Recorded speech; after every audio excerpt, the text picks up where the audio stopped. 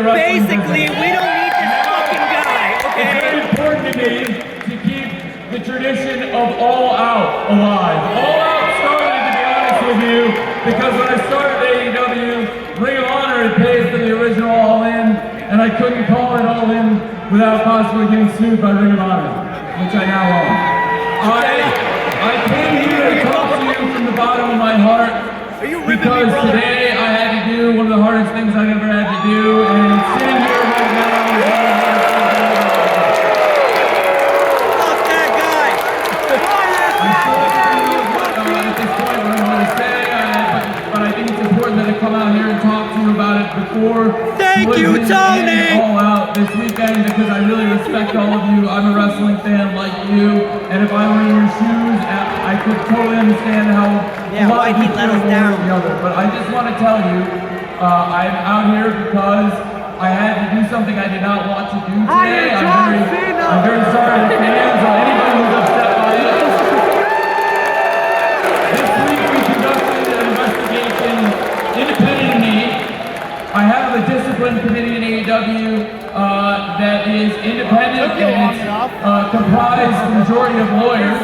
And I also brought in outside legal counsel. I hired independent lawyers to investigate this and make a recommendation. This was different than anything I've ever been involved in sports or wrestling. It was very tough. When I met them, the unanimous recommendation was the action that I took.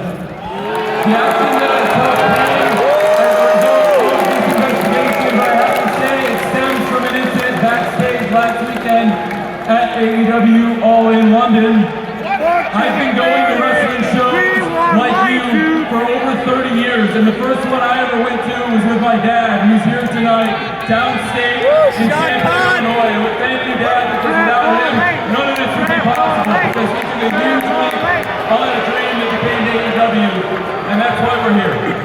And everything I know about business, I learned from him. He's a family businessman. This is a family business. And I care about the people who work here. That's the production staff, that's everybody that works here. The wrestlers, but also people you don't think about every day that make this show happen. I've been going to wrestling shows for over 30 years as a fan, and I've been producing them on TNT here for almost 4 years now.